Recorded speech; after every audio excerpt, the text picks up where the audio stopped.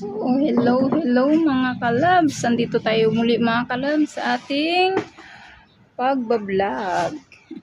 So, ayan mga kalabs. Pakita ko lang po sa inyo ang ating kabisi-bisihan sa araw na ito mga kalabs at Father's Day. So, mayroon po tayong magsusupas po tayo mga kalabs. Mayroon tayong tawag dito. Ano ba tawag dito macarons na to? Bumili lang ako. Hindi ko alam kung tawag na. Hindi naman siya elbow. Kung tawag dyan, basta yan. Mayroon tayong pang supas mga kalabs. Magsusupas po tayo for today mga kalabs. Tatlong balot natin binili para sulit. Ulang mag-aagawan. So, ayan nating egg. Pang sahog. So, ayan ang ating repolyo at nagbabalat po tayo mga kalabs. Lagyan natin na maraming gatas para super sarap. At tsaka so, ayan. Ang ating mga pangsahog mga kalabs. Ito, mayroon tayong paa. Lalagyan natin sa supas mga kalabs kasi ang sarap nito mga kalabs. Paa. Malinis na siya. So, binalot ko lang sa plastic para di siya langawin ba. Ayan ang ating pang fried chicken. So, ayan natin. Tinimpla ng aking hipag yan mga kalabs. Fried chicken. Marami siyang anik-anik na nilagay po dyan. Mga paprika, mga mga powder. So, kung ako magtimpla yan, asin paminta lang yan at saka patis. Patis, tuyo, kalamansi. Wala na pala tuyo. Patis, kalamansi lang pala. At saka bawang. Ang sa hipag ko, ayan ang ginawa. Para maiba naman daw. So, ayan. Tinakpan lang natin nakababad. Tsaka yung ating pangsahog sa supas. Puro laman. So, ayan. Tsaka ito supas. Sarap sana atay din ng manok. Kaso wala nating naabutan ng atay mga kalabs. Kaya yan na lang muna. So, ayan. I-prepare natin yung ating prepare natin yung lulutuin ng aking hipag mga kalabs. Kasi siya yung tagaluto sa aming pag-ibre sa Sunday. Kasi may gawa. So, siya nagluluto, ako tagapag-prepare. So, mayroon din tayong sugar, mag-banana cue tayo mamaya. Mga kalabs pang merienda. So, diba? So, ayan. Prepare muna tayo sa ating mga... So, ayan mga kalabs. Prepare natin itong ating mga ating pangsahog sa gulay habang wala pa si malaking hipa. Madalis siya magluto mga kalabs. Kaya siya yung magluluto. Ako lang yung kanyang assistant. Kasi pag marami ang luto mga kalabs, medyo na tayo. So, ito lang, 88 lang. Ha? Basta. Ang init nga. Ano yung batibet? O maliit pa? Hindi, malaki. Ganyan. Tinanggal mo yung Hindi pa mamaya pa ba? Shortcut. Ganyan. Malalaki siya, hindi sa pang-plastic.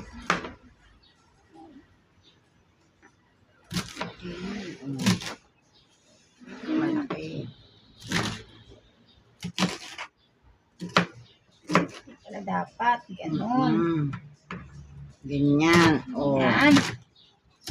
Kasi sopas yan, hindi pansit. Okay. Ay, nako, ang init. Masarap kasi maraming gulay. Hindi ko naman natansya yung gano'ng karami. Si Tansya di marunong magtansya.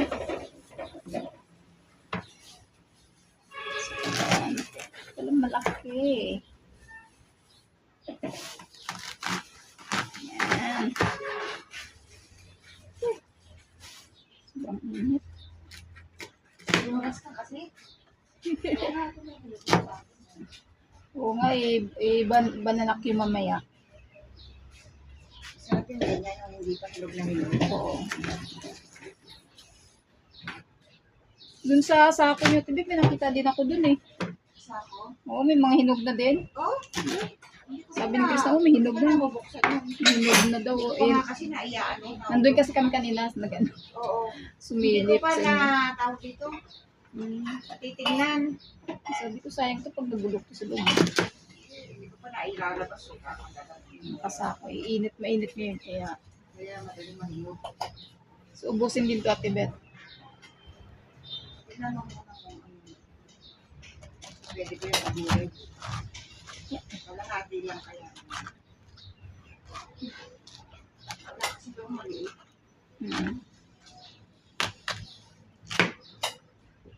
Kalahati lang din na. Bango ng kalamansi. Ang kalamansi.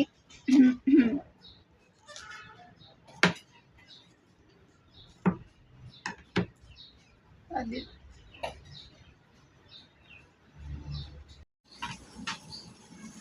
So, ayan, habang tayo tapos sa pag-slice ng ating mga ingredients, nagigisa ng aking ate.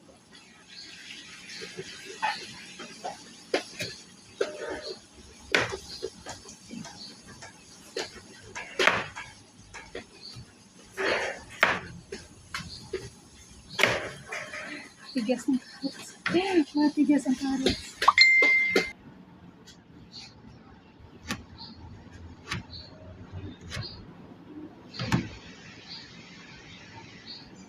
Nagmula sa malaking slice, palit ng palit. Ha? Kaya amo siya na. Palit ng palit.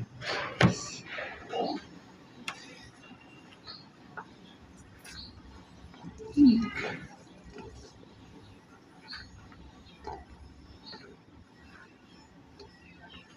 Magaling tayo mag-slice eh, kaya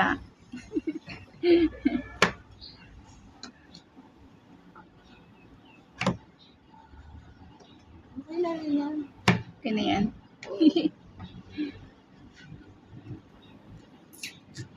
Tigas pati.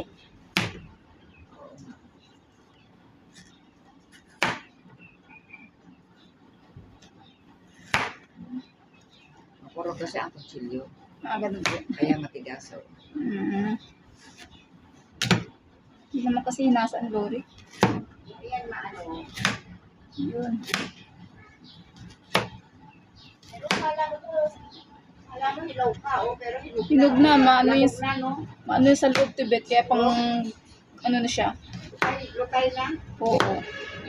Pang ano na siya, pang banana Q. Lutay na rin. Kaya sabi ko makabili nga ng asukal. Para yung merienda nila mamaya ba.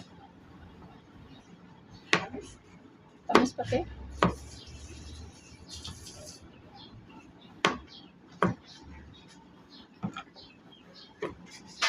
Kung tama, may stick ako dun sa bahay. Di,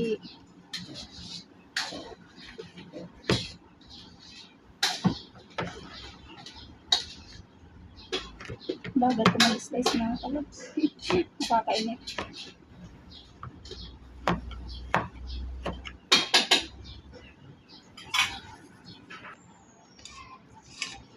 Ayan, nakatapos na. Nakatapos na. Ito, gasan pa to. Pwede na. Isama mo na to. Ay, sama na ito. Ang sarap yan. Maraming lugar. Ito. Isama mo na rin yan. Sama na Pag rin. naluto yan, hindi na yan. Hindi na rin kita.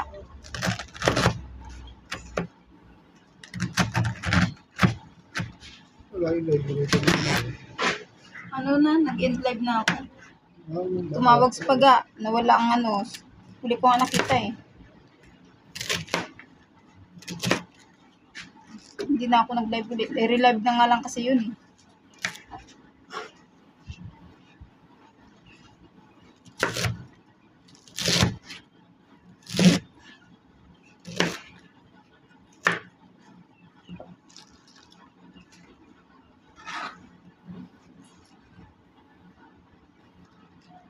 Hindi ko naman ako.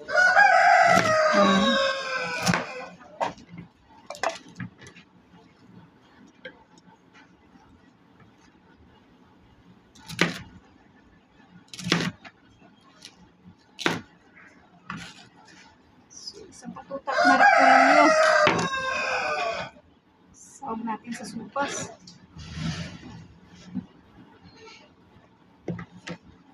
Wow, repolyo. Lagyan natin sa lalagyan natin sa at ilalagyan natin ang ating ano dito.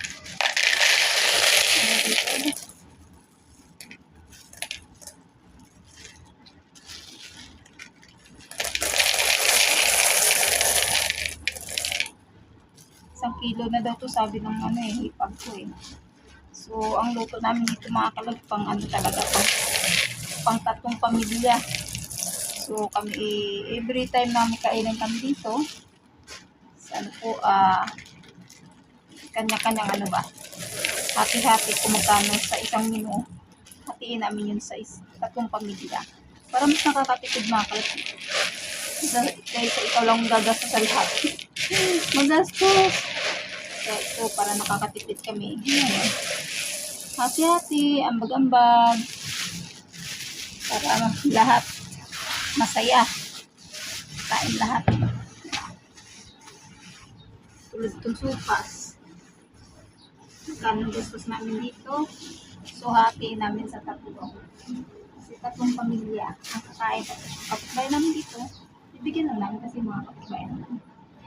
Ano yun? Hindi siya part ng family. Neighborhood.